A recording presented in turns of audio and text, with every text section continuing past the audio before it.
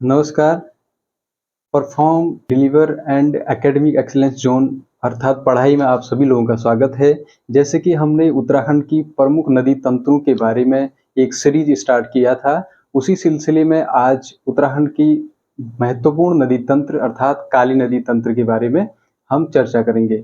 उसके काली नदी के उद्गम स्रोत और उसमें मिलने वाली उसकी सहायक नदियाँ और वह कहाँ से राज्य से बाहर चली जाती है, ये भी हम इस वीडियो में डिस्कस करेंगे। काली नदी तंत्र जो नेपाल और उत्तराखंड की सीमा से होते हुए बहती है, उसके बारे में हम चर्चा करेंगे और कुछ काली नदी के बारे में कुछ महत्वपूर्ण फैक्ट भी हम आज जानेंगे।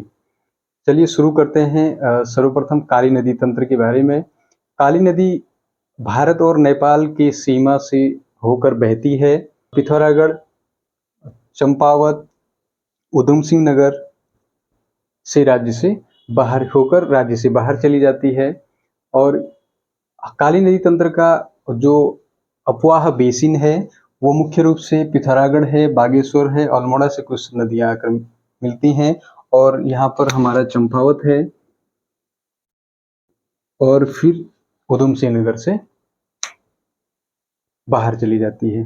काली नदी मुख्य रूप से जो जैक्सर पर्वत श्रेणी, एक जैक्सर पर्वत श्रेणी के पूर्वी ढाल यानी कि लिपुलेख दर्रे के पास स्थित है, जो काला पानी अर्थात ब्यास आश्रम नामक स्थान से निकलती है। काली नदी का जो उद्गम स्रोत है जैक्सर पर्वत श्रेणी, जैक्सर पर्वत के पूर्वी ढाल, यहीं पर लिपुलेख दर्रा अवस्थित है और लिपुलेख दर्रा के काला पानी या ब्यास आश्रम से निकलती है। लिपुलेख दर्रे के काला पानी के ब्यास आश्रम यानी कि काली नदी जैक्सर पर्वत के पूर्वी ढाल में अवस्थित लिपुलेख दर्रे में काला पानी अर्थात ब्यास आश्रम से इसका उद्गम होता है। और यह मुख्य रूप से जैक्सर पर्वत श्रेणी भारत यानी कि उत्तराखंड के जो पिथौरागढ़ जिला है और उत्तर में इसका तिब्बत अवस्थित है। सर्वप्रथम इसमें मिलने वाली जो एक प्रमुख नदी है उसका नाम है खूटी यांगती। इसमें एक इसकी सहायक है जिसका नाम है खूटी यांगटी।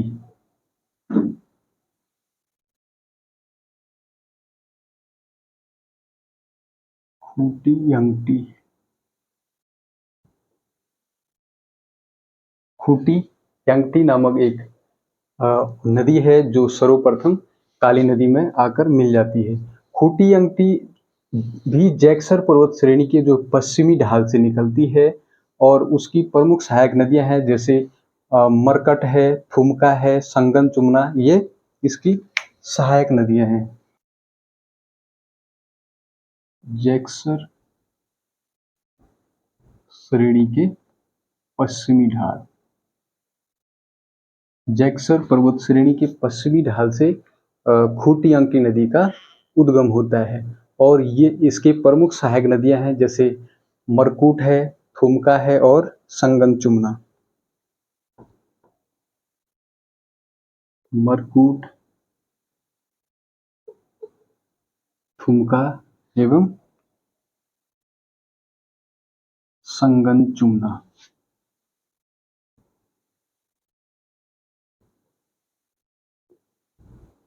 संगन चुमना यानी कि जैक्सर पर्वत श्रेणी के पश्चिमी ढाल से निकलने वाली जो खूटी यांगटी नदी है उसकी भी जो सहायक नदियां हैं वो हैं मरकूट, थुमका और संगन चुमना, जो काली नदी में गुंजी नामक स्थान पर आकर मिल जाती है। यहाँ पर है गुंजी नामक स्थान पर आकर यह काली नदी में संगम करती है। इसी के साथ काली नदी आगे बढ़ती है और आगे बढ़कर काली नदी में दाहिनी छोर से मिलने वाली एक प्रसिद्ध नदी है जिसका नाम है पूर्वी धौलीगंगा। एक हमने पश्चिमी धौलीगंगा की बात किया था वह थी अलकनंदा की सहायक नदी थी, और एक हमने कुछ पूर्वी धौलीगंगा है जो काली की प्रमुख सहायक नदी है। पूर्वी धौलीगंगा मुख्य रूप से गोवान खाना हिमनद से निकलती है। गोवान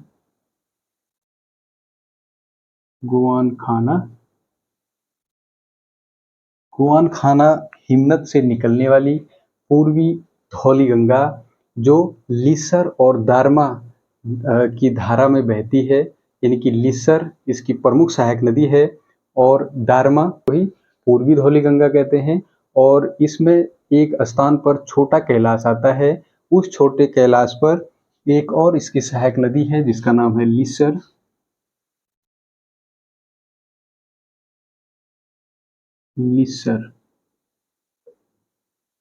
लीसर नदी और दारमा। लीसर नदी और दारमा का जो संगम होता है वह छोटा कैलाश नामक स्थान पर मिल जाती हैं। छोटा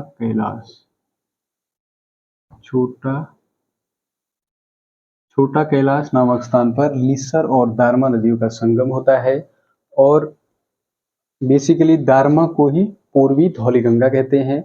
और यहीं से आगे बढ़ती है पूर्वी धौलीगंगा की प्रमुख सहायक नदी है, उसका नाम है सेला यांगटी।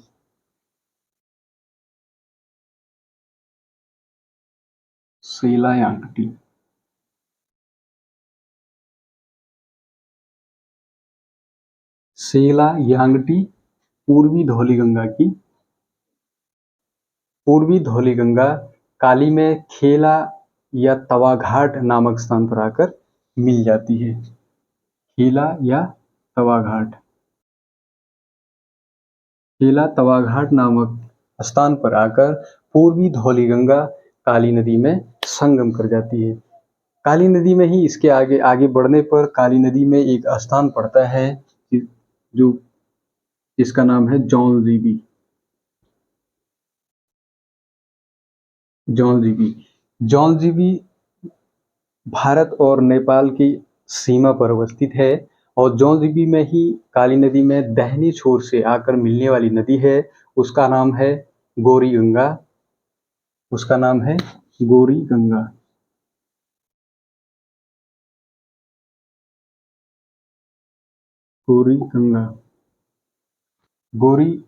गोरी गंगा का उद्गम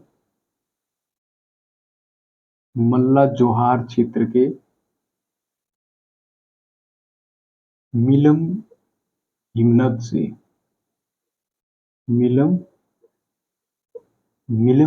से गोरी गंगा का उद्गम होता है। और गोरी गंगा में एक प्रमुख जिसकी सहायक नदी है उसका नाम है सुनकल्पा या रालम एक ग्लेशियर का नाम भी है। सुनकल्पा या रालम नाम की एक नदी है जो गोरी गंगा की सहायक है, जो रालम ग्लेशियर से जिसका उद्गम होता है। और गोरी गंगा 104 किलोमीटर बहने के बाद जौनजीबी के पास आकर काली नदी में संगम करती है। इसके साथ काली नदी भारत और नेपाल की सीमा में सतत प्रवाह करते हुए आगे पहुंचती है, पंचेश्वर नामक स्थान पर पहुंचती है। और पंचेश्वर से 40 किलोमीटर दक्षिण में इसकी एक और सहायक नदी है जो धार्मिक रूप से महत्वपूर्ण नदी है, उसका नाम है सरयू नदी। सरमूल नामक स्थान यानी कि बागेश्वर के दक्षिण पश्चिम क्षेत्र के सरमूल नामक स्थान से इसका उद्गम होता है, यानी कि बागेश्वर के दक्षिण पश्चिम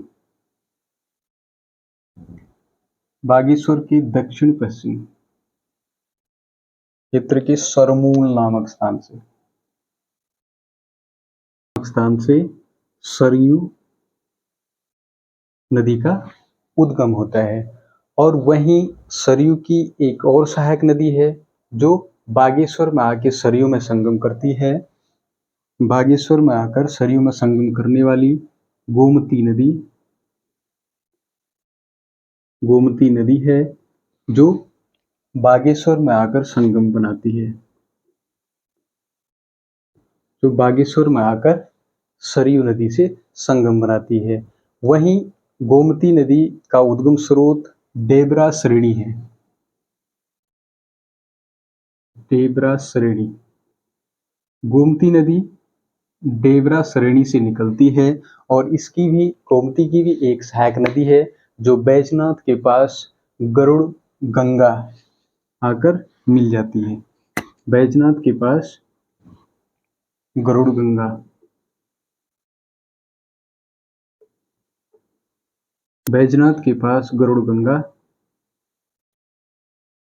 आकर गोमती में संगम करती है। वहीं गोमती आगे चलकर बागेश्वर के पास सरयू में संगम बनाती है और इससे पहले भी, बागेश्वर में मिलने से पूर्व भी सरयू की एक और सहायक नदी है जो रेवती नदी के नाम से जानी जाती है। रेवती नदी, रेवती नदी भी सरयू की एक सहायक नदी है। सरयू इसी के साथ आगे बढ़ते हुए पिथौरागढ़ अल्मोड़ा और पिथौरागढ़ चंपावत की सीमा में आगे बढ़ते हुए काकरी घाट नामक स्थान पर पहुंचती है। काकरी घाट, काकरी घाट नामक स्थान पर इसकी एक और सहायक नदी है जिसका नाम है पनार। पनार नदी काकरी घाट नामक स्थान पर सरयू से संगम करती है। इसी के साथ काकरी घाट से 3 किलोमीटर आगे बढ़ने के बाद रामेश्वर तीर्थ पड़ता है और वहीं बाएं छोर से पूर्वी रामगंगा इसमें आकर मिल जाती है। पूर्वी रामगंगा का जो उद्गम स्रोत है वो पिथौरागढ़ के पौंटिक या नामिक ग्लेशियर से निकलती है। पौंटिक या नामिक ग्लेशियर, नामिक ग्लेशियर से निकलने वाली पौंटिक ग्लेशियर से पूर्वी रामगंगा का उद्गम होता है।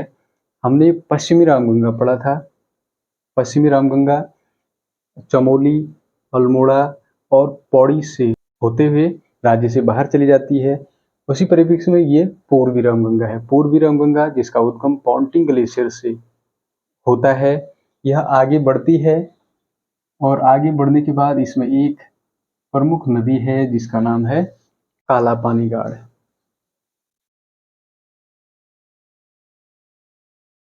काला पानी गाड़, काला पानी गाड़ पूर्वी रामगंगा, पूर्वी रामगंगा की एक प्रमुख सहायक नदी है। वहीं आगे बढ़ते हुए पूर्वी रामगंगा की और अन्य सहायक नदियां हैं जैसे भुजपत्री गाड़ हो गया, करगतिया गाड़ है और बरल गाड़।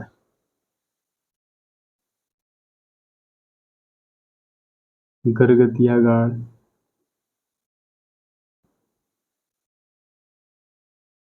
और बरल गाड़। काला पानी गाड़, भुजपत्री गाड़, गरगतिया गाड़ और बरल गाड़ पूर्वी रामगंगा की सहायक नदियां हैं। और इसी के साथ पूर्वी रामगंगा 104 किलोमीटर बहने के बाद रामेश्वर तीर्थ के निकट सरयू नदी में संगम करती है। इसी के साथ सरयू नदी आगे बढ़ती है और 28 किलोमीटर जाने के बाद, रामेश्वर तीर्थ से 28 किलोमीटर जाने के बाद वह पंचेश्वर से 40 किलोमीटर दक्षिण में काली नदी से संगम करती है। इसी के साथ काली नदी आगे बढ़ती है और काली नदी में एक और नदी मिलती है जो लोहाघाट से आती है जिसका नाम है, लोहाघाट के नाम पर इसका नाम है लोहावती। लोहावती नदी काली में दाहिनी छोर से आकर संगम करती है। इसी के साथ कुछ दूरी नीचे जाने के बाद एक स्थान पड़ता है चूका। चूका नामक स्थान पर इसकी एक प्रमुख नदी है जिसका नाम है लधिया। लधिया नामक नदी चूका में आकर काली से संगम करती है। लदिया का जो उद्गम स्रोत है वह गजार नामक जो क्षेत्र है, यहाँ क्षेत्र है गजार। गजार मुख्य रूप से चंपावत, अल्मोड़ा और नैनीताल की सीमा के मिलन बिंदु के पास स्थित जगह का नाम है गजार। वहां से निकलती है लदिया नदी। रतिया नदी लदिया की सहायक नदी है। वहीं कोयराला नदी भी लदिया की सहायक नदी है। और काली में यह नदी आकर इनकी चूका नामक स्थान पर काली में आकर यह काली में संगम करती है। ब्रह्मदेव मंडी के पास से काली नदी नेपाल की सीमा के अंदर प्रवेश कर जाती है। ये है पूर्णागिरि के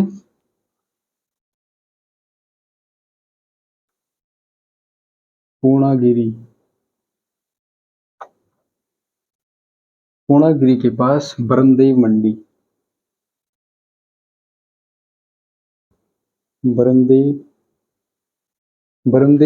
के पास से यह पूर्ण रूप से नेपाल की सीमा में प्रवेश करती है।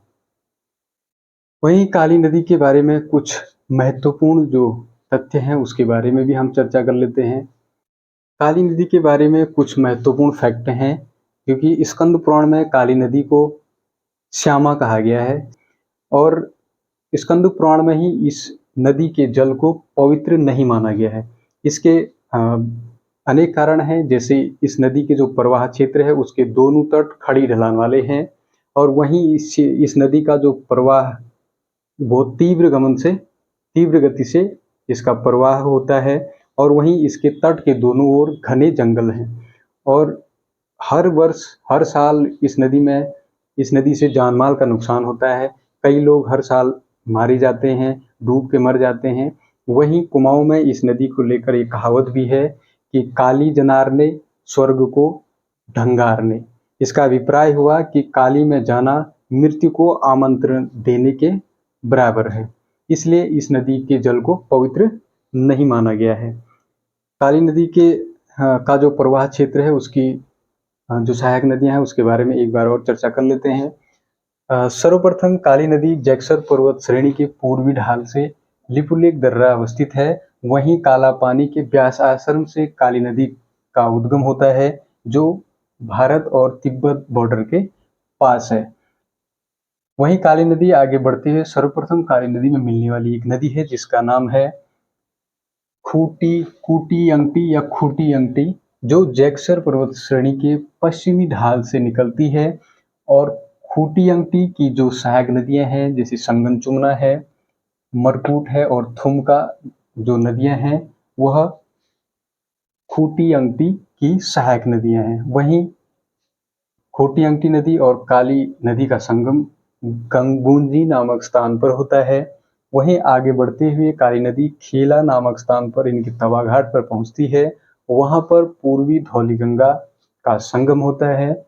गूंजी नामक स्थान से जब काली नदी आगे बढ़ती है, आगे बढ़कर खेला तवाघाट स्थान पर पहुंचती है, वहीं पर दाहिनी छोर से इसमें पूर्वी धौलीगंगा आकर मिल जाती है। पूर्वी धौलीगंगा गोवान खाना हिमनद से निकलती है, दारमा के रूप में निकलती है और वह लिसर नदी में छोटा कैलाश नामक स्थान पर आकर मिलती है। वहीं आगे बढ़ते हुए पूर्वी धौलीगंगा में सेलायांगटी नदी मिलती है और वहीं पूर्वी धौलीगंगा खेला नामक स्थान पर काली से संगम करती है। काली नदी भारत और नेपाल की सीमा से होते हुए आगे जौनजीबी में पहुंचती है। वहीं जौनजीबी में ही मिलने वाली एक प्रमुख नदी है जिसका नाम है गोरी गंगा जौनजीबी में काली नदी से मिलती है। गोरी गंगा का उद्गम स्थल है मल्ला जोहार के मिलम हिमनद से उसका संगम होता है और गोरी गंगा की एक सहायक नदी है जिसका नाम है सुनकल्पा या जिसको रालम नाम से भी जाना जाता है। वहीं जौनजीबी से पंचेश्वर घाट के पास काली नदी पहुंचती है और पंचेश्वर घाट से 40 किलोमीटर दक्षिण में सरयू नदी का संगम होता है। सरयू नदी मुख्य रूप से बागेश्वर के सरमूल नामक स्थान से निकलती है। उसकी सरयू की जो सहायक नदी है वो है रेवती नदी और वहीं बागेश्वर के पास एक और नदी गोमती नदी सरयू में आकर मिल जाती है। गोमती नदी की भी एक सहायक नदी है जिसका नाम है गरुड़ गंगा, जो बैजनाथ के पास गोमती नदी में मिल जाती है। वहीं सरयू नदी आगे बढ़ती हुई काकरी घाट के पास एक और नदी है जो पनार नाम से जानी जाती है, उसका संगम होता है। काकरी घाट से 3 किलोमीटर आगे रामेश्वर तीर्थ के पास एक और नदी है जो पूर्वी रामगंगा के नाम से जानी जाती है। इसका उद्गम स्रोत पॉन्टिंग हिमनद है। पूर्वी रामगंगा की जो सहायक नदियां हैं वो काला पानी गाढ़ है, भुजपत्री गाढ़ है, गरगतिया गाढ़ है और बरल गाढ़ इसकी सहायक नदी है। 104 किलोमीटर बहने के बाद पूर्वी रामगंगा रामेश्वर तीर्थ के पास सरयू से संगम बनाती है। वहीं रामेश्वर तीर्थ से 28 किलोमीटर दक्षिण पूर्व में जाने के बाद सरयू नदी काली नदी में संगम करती है। काली नदी की दाहिनी छोर से एक नदी मिलती है जिसका नाम है लोहावती। वहीं चूका नामक स्थान पर एक प्रमुख नदी है जिसका नाम है लधिया। लधिया अल्मोड़ा, चंपावत और नैनीताल की सीमा पर स्थित गजार नामक स्थान से निकलती है और लधिया की सहायक नदियां हैं रतिया और कोइराला नदियां लधिया की सहायक नदियां हैं। चूका से आगे बढ़ते हुए काली नदी पूर्णागिरि नामक स्थान पर, यानी कि जो प्रसिद्ध तीर्थ है पूर्णागिरि, वहां पर पहुंचती है। वहां काली नदी चूका से आगे बढ़ने के बाद पूर्णागिरि पर्वत के पास ब्रह्मदेव मंडी के पास पहुंचती है। वहीं से यह पूर्ण रूप से नेपाल की सीमा में प्रवेश कर जाती है। इस तरह से हमने आज काली नदी तंत्र के बारे में चर्चा किया। इस तरह से हमारा संपूर्ण नदी तंत्र, उत्तराखंड का संपूर्ण नदी तंत्र यहीं पर समाप्त होता है। नमस्कार।